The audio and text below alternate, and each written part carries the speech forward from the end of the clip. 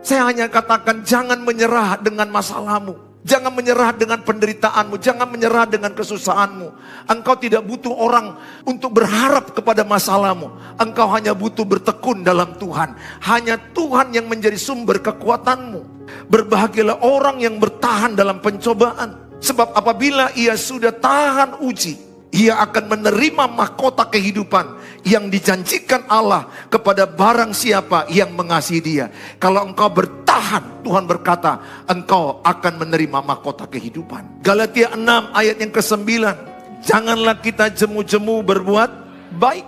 Karena apabila sudah datang waktunya, kita akan menuai jika kita tidak menjadi lemah. Jangan berhenti berbuat baik. Jangan jemu-jemu melayani Tuhan.